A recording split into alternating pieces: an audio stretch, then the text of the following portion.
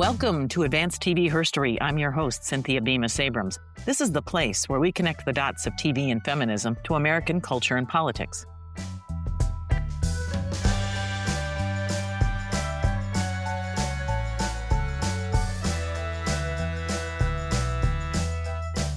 Welcome, TV Herstorians. It's April 2026, and it feels as though our whole world is upended because the Epstein files contain something that's explosive and something that will rock our world. And a lot of us want it rocked, and a lot of people are working hard to button it all down. And you might wonder what this all has to do with TV, and I'm going to tell you because this is an Advanced TV Herstory. And it's one of those moments where we connect the dots of TV and feminism to American culture and politics. Today, it's not necessarily the most happy topic in the world, but I kind of feel like I need to share it with you. So the Epstein files, we've already seen that some names have been revealed. And as a result of that revelation, we kind of are processing a whole new context for how we lived in the 80s and the 90s and the aughts. And you can see some of that on TV. But if you lived through those years, even as a youngster or as a teenager, walking the mall, you'll start to see how the dots connect. Because there was a time before Victoria's Secret and Pink and Abercrombie and Fitch and Limited 2. There was a time when you got your clothes at JCPenney or Donaldson's or The Gap and a lot of other stores that are now no longer. Because by the time that the Gen Xers were walking the mall and the millennials not far behind, the mall was selling to at least 3 generations of young people. Gen X being in their 20s and the millennials in their teens and Gen Z as babies. This was all becoming normalized. And what is this? Well, it's the teen sexuality. It's the marketing of skimpy as well as fast fashion. And it was all being driven not by the women, not by the second wave feminists who were trying to rise up as the buyers and the merchandisers. No, it was driven by the male gaze. Except in the case of Epstein and his Trump pal Les Wexner, that these stores were part of a conglomerate and they were all helmed by Les Wexner. Abercrombie, Victoria's Secret, Pink, all of them. It wasn't just the male gaze, it was the creepy old man gaze.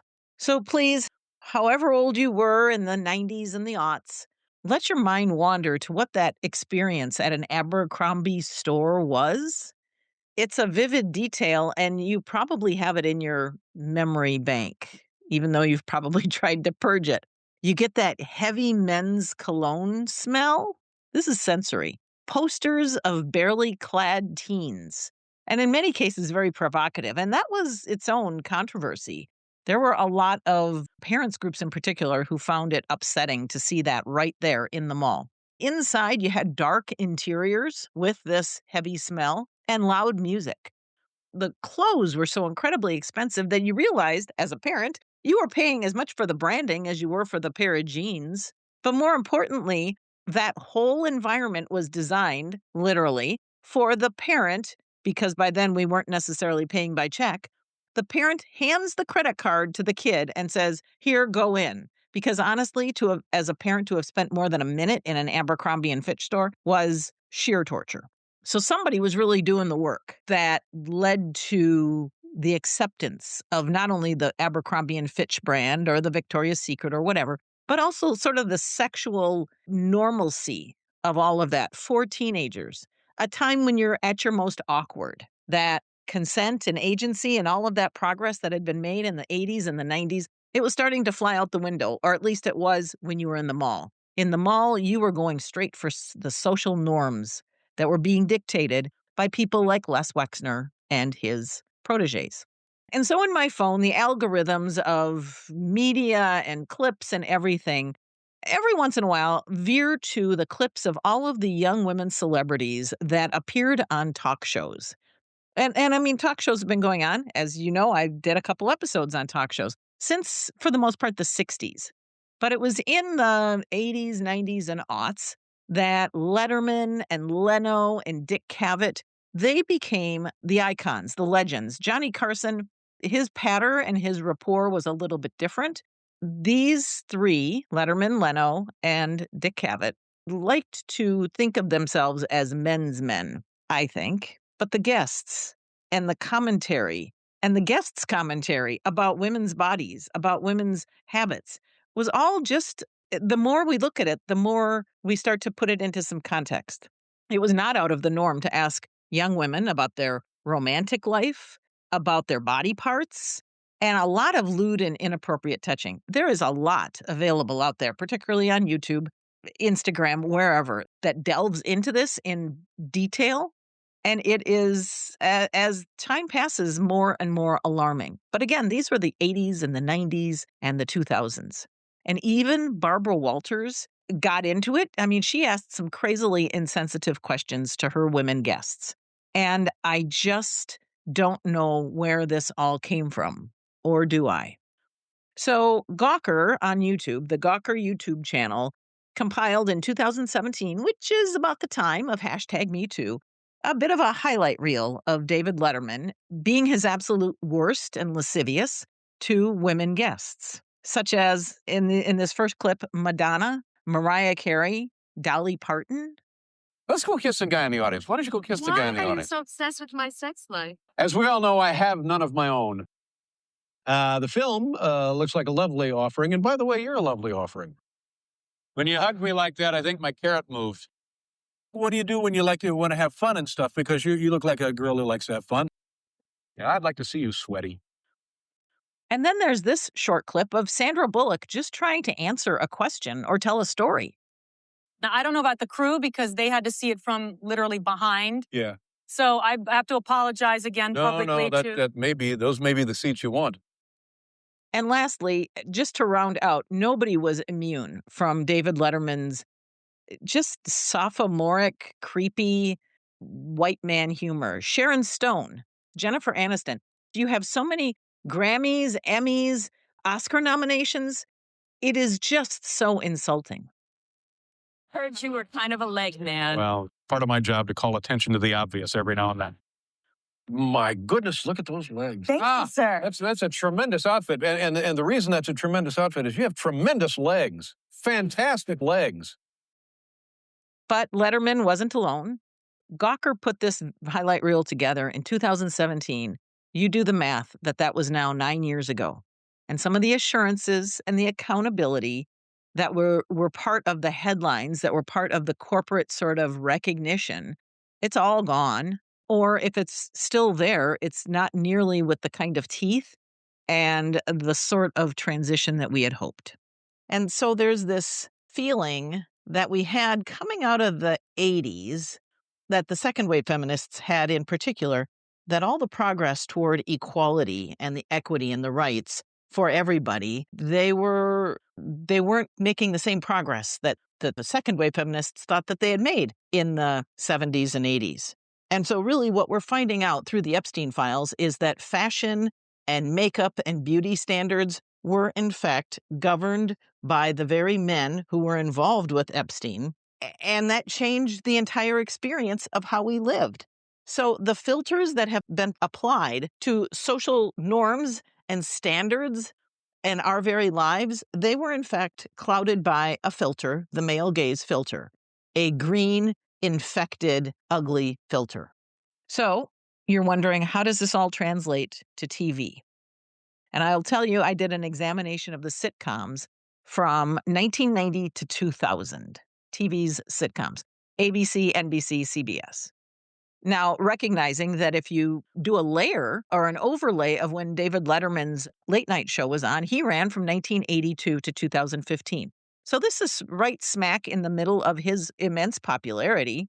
Many of the women who were on the sitcoms that I'm about to talk about were in fact guests on his couch and had to deal with him. That was part of their job, in addition to their actual job of performing. And they were supposed to like it, and they were supposed to dress a certain way. And while the subject matter might have been something, those women guests, before they even had a moment to open their mouths, he had disarmed them. He had determined what the nature of the conversation was going to be, and it was going to be about them and their looks and their social life.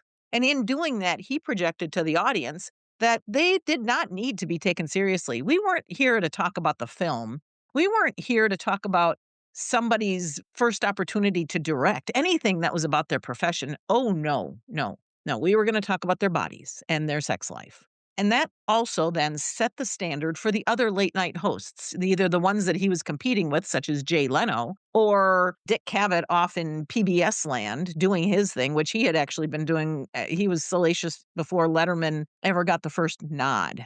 And I think Joan Rivers, bless her heart, tried to be as ribald and sort of controversial as she could to make up for the fact that she wasn't going to ask those kinds of questions. That's in and of itself a fascinating concept that I haven't thought that much about. And it's hard to find Joan Rivers' late night show available because, of course, Johnny Carson shot it down. So let's go back to the late 80s, which now, when you look at it, was a golden age for air quotes, strong women characters, leads in sitcoms. And you know what? They were created, those series were created by women, somewhat older women, if you want to call it, in their 40s. And the characters in these series were in their 30s and 40s and even older, because that golden age included Designing Women, which aired from 1983 to 1993. And it was created and written, many, many episodes written by Linda Bloodworth Thomason. Now, I've done a whole episode about Linda Bloodworth Thomason, as well as a couple episodes on Designing Women. Long story short, Linda was banished from the industry, probably with a hefty check and a non-disclosure agreement, by the head of CBS, Les Moonves.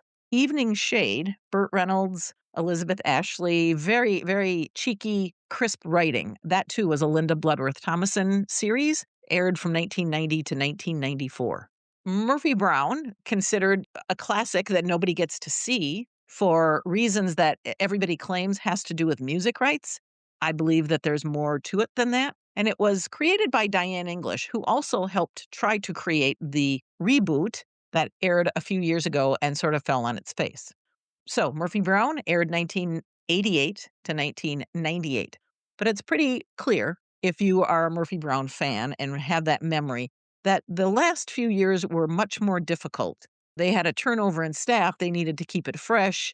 The political nature of it all, Lily Tomlin, it was kind of a different show there toward the end. And lastly, The Golden Girls, which aired 1985 to 1992, created by Susan Harris, who also had done Soap and Empty Nest. Again, very smart writing, very progressive subject matter.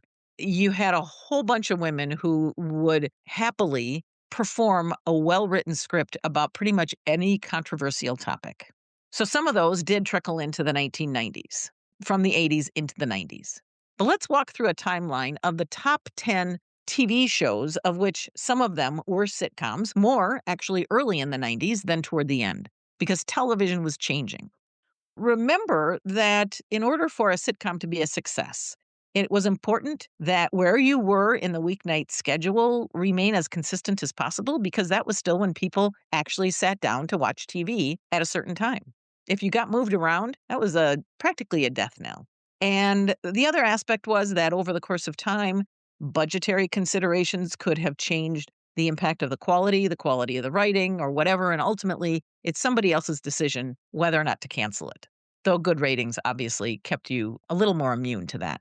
So in 1990 to 1991, the top 10 TV series were, in fact, wow, it was heavy on sitcoms. Roseanne, A Different World, The Cosby Show, Cheers, Murphy Brown, The Golden Girls, Designing Women. That's why we think of it as such a classic time for sitcoms, and that's why you still see so many of them today, because there were literally hundreds of episodes for some of those series. Then in 1992, we had just Roseanne and Home Improvement and Murphy Brown, Coach and Cheers. Okay. 1993 to 1994, Home Improvement, the introduction of Seinfeld, Roseanne, Grace Under Fire, Coach, Frasier, and Murphy Brown. And as I said, Murphy Brown toward the end of the run was not the same show. It was not as tightly knit. But you will notice, even by 93 and 94, that we are starting to see more of a blue-collar presence. And some of these ensemble shows literally only have one woman, whether that's Seinfeld or Frasier. In 94 and 95, the top 10 included Seinfeld, Home Improvement, Grace Under Fire, Friends, and Roseanne. Pretty much the same. These are, now classic series that had a very good run in the 90s. In 1995 to 96, Seinfeld, Friends, Caroline in the City, The Single Guy, which never has made it 30 years later onto TV, and Home Improvement. Okay, so now there's a new trend, and that is that apart from Caroline in the City, a lot more of a white man, straight white man, becoming the face of the show. 1996, Seinfeld, Suddenly Susan, starring Brooke Shields. Friends, The Naked Truth, which had a couple good seasons. A series called Fired Up, and again, The Single Guy and Home Improvement. A lot of experimenting going on, but experimenting more with putting a white man into the lead position. 1997, Seinfeld, Veronica's Closet, starring Kirstie Alley. Friends, Union Square, and Home Improvement.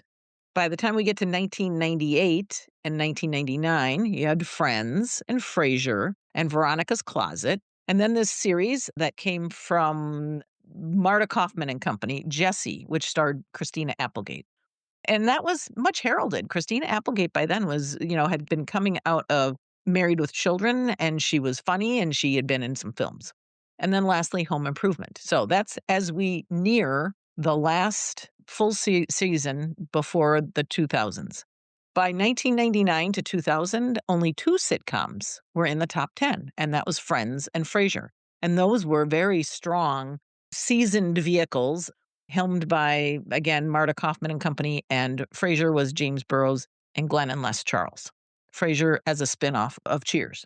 Now, we know already from lots of episodes I've done in the past that by 2000, TV was changing a lot. And the 3 big broadcast networks, the legacy networks, ABC, NBC, and CBS, they had not really risen to the challenge that had been presented by cable, and it was causing them a lot of economic distress.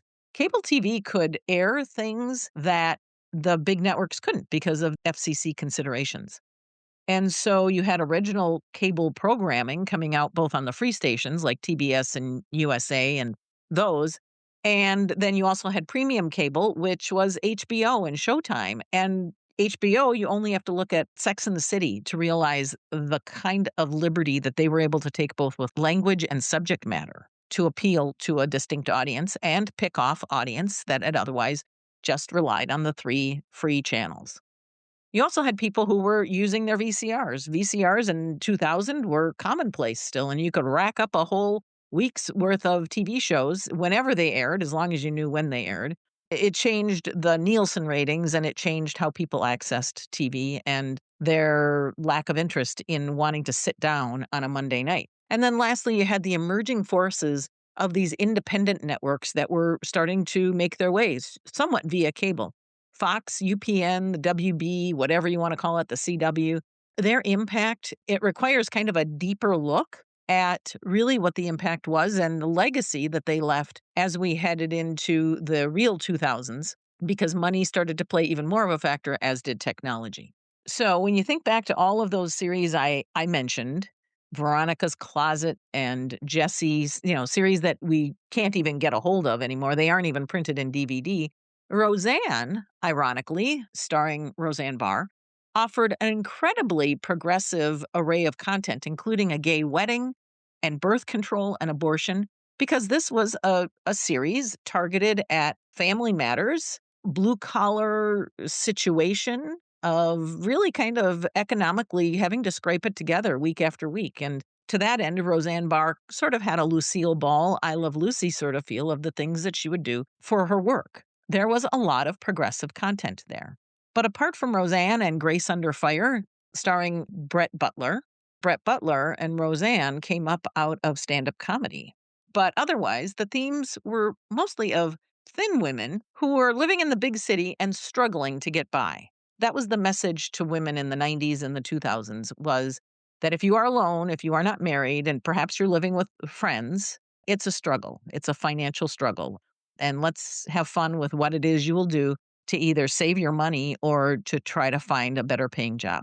Again, the showrunners were groups that, as we see now, continue to be very, very influential. The Bright, Kaufman, and Crane group, which was Friends and Veronica's Closet and Jessie, and the Carsey and Werner, which was Grace Under Fire, and lots of series affiliated with Bill Cosby. James Burrows and Glenn and Les Charles were Frasier and Cheers and many more. Larry David, who is considered, a comic genius, icon, showrunner, changed the face of TV with Seinfeld. And Julia Louis-Dreyfus, lover, thinks she's very clever, glad that she is doing so much now. But the Elaine Bennis character was one, two, three, four, one of 5 regular characters, 20%, and they were all white. And then lastly, what we have is the class from the strong women series of the 80s. Those showrunners were Diane English and Linda Bloodworth Thomason and Susan Harris. And each one of them is almost inaccessible today. They have absolutely receded into anonymity. And why is that? Why is that? I wish there was an answer. Although Linda Bloodworth Thomason did provide some of an answer as to why she has left the spotlight when she did her big public letter to the world in The Hollywood Reporter, which is an episode that you will find in the show notes, because I was so fascinated and moved when I read it that I felt like it needed to be brought forth to all TV historians. So I've just talked about 1990 to 2000 and am doing so through the lens of 2026. And what do I see? What do I see has changed? Well, from the 80s, there is clearly a predisposition toward putting these women in either blue collar or struggling situations. It was no longer Julia Sugarbaker or Murphy Brown being kind of at the top of her professional game. No, these were women who were needing the permission and needing the privilege that others could bestow on them. That's a very important power shift to recognize. The lead women, to some degree, when you think about Kirstie Alley and Veronica's Closet and Roseanne Barr and Brett Butler, they were all in the tabloids. Back when the National Enquirer was right there in the grocery aisle, you could guarantee one of them was on the cover about every other month at the very minimum. They were doing something outrageous, controversial, revolved. They had said something. Roseanne Barr did the national anthem at a baseball game. They were not guaranteed. Okay, when you are considered sort of unstable, then the networks can do an awful lot to control you, to control your power, your rising stature, and make your life perhaps a little miserable. Because maybe at that time, maybe there was undiagnosed mental illness going on. Maybe mental health was not a priority in some of those scenarios. And in fact, then the networks just sort of took advantage of it. And we know now a little bit more about Kirstie Alley's, Roseanne Barr's, and Brett Butler's struggles through their TV time. And then lastly, in all of the series, even including Friends, there were fewer women in the ensemble casts. Friends being perhaps the most equal, and that the stars, all 6 of them, went a long way toward ensuring that there was parity in pay, because originally some were supposed to be making more than others, and they held their own on that. And I give the men of the Friends cast a lot of credit for recognizing that measure of fairness. They, of course, being Gen Xers.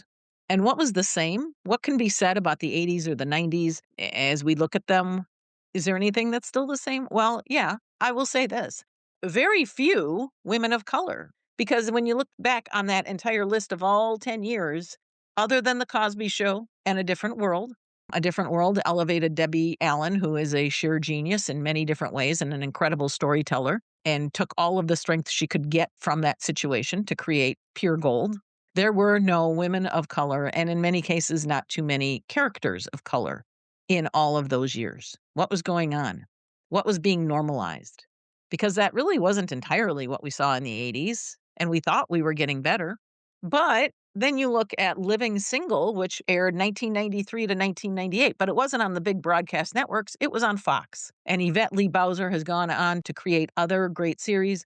Kim Fields, Queen Latifah, Erica Alexander, and Kim Coles never really got their due because it was on Fox. And technically, as 4 single women living in New York, they preceded Sex and the City and they preceded Friends. Or you have Girlfriends, which was actually into the aughts, 2000 to 2008. That aired on UPN. Again, the series was created by Mara Brock Akil, who has gone on to create other hit series. Tracy Ellis Ross, Golden Brooks, Persia White, Jill Marie Jones. Good writing, a lowish budget, and it's still available in syndication. And that's just a really great series and a really great cast that should have been on network TV. So in short, We've got Fox and UPN and the WB and the CW, and all you have to do is Google what series we're on, because a lot of the most diverse casting, those series were being aired on those. It was good TV. It's still TV that we can see today. Should have had a higher investment from the networks. Could have had a higher investment. Could have brought on more writers, smarter writers, veteran writers. On the other hand, it perhaps created opportunity for writers at the start of their career who are now part of more progressive TV. I haven't done the research on that. It would be interesting to look at. But for the most part, the broadcast networks, ABC, NBC, and CBS, did not necessarily see Fox and UPN and the WB and the CW as hot competition.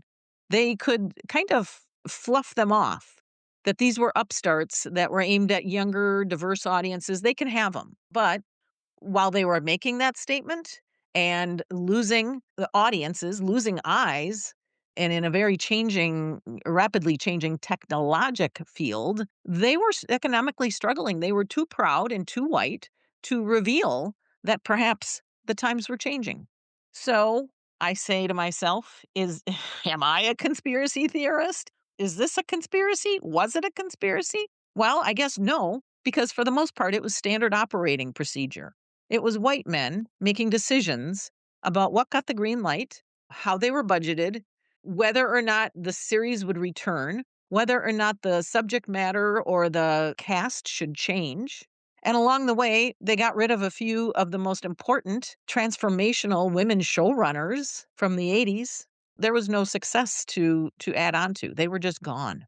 And there was no way that they could mentor other women in the field, or at least not publicly. And what we start to see is that the women leads or the supporting roles were fresh faces, which often meant that they were pulling in less money. It actually took the new networks to recognize that audiences appreciated and expected to be able to see themselves on TV. And that too changed TV.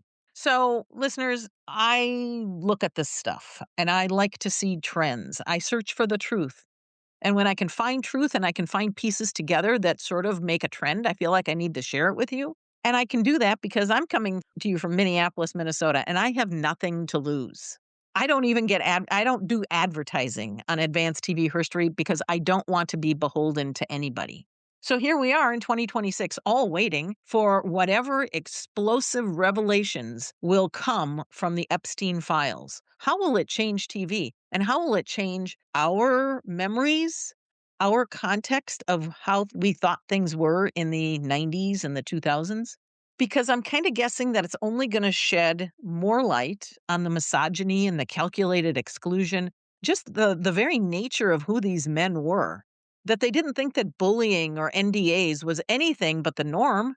And in the end, all of that behavior changed the one shared American experience that we know of that bonded America in a way that was incredibly progressive and positive and warm. And that was television, that we could all go to work the next morning or school and talk about what we saw. So the ABC, NBC, and CBS economic too big to fail. Were they too big to fail? Well, yeah, they kind of thought they were, but they did. And cable ate their lunch. It's kind of a bummer because at the time, we really thought that the networks had our best interest at heart, had our entertainment as a priority. And instead, it was more about the money. So sorry that this is a bit of a bummer, but it's a pre-Epstein sort of look at perhaps what we might see unfold once the files are shared in reality and in full disclosure. This is why I podcast, listeners. As you know, I'm your host, Cynthia Bemis Abrams. I cannot do this podcast month in, month out without the assistance of Mary Lou Morose, my audio editor, and Nivea Lopez, the video editor, who brings all of these pieces together and makes it a pleasant experience for your ears and eyes. Our little jingle is done by Jazzer. It's called Take Me Higher and can be found at freemusicarchive.org. Please, when you have a chance, go to tvherstory.com and sign up for my monthly newsletter. I promise your information will never be shared or sold. The Letterman audio from earlier in the episode came from Gawker and the YouTube channel for Gawker. You will find the link in the show notes. Thanks for listening. Drive carefully. Stay hydrated.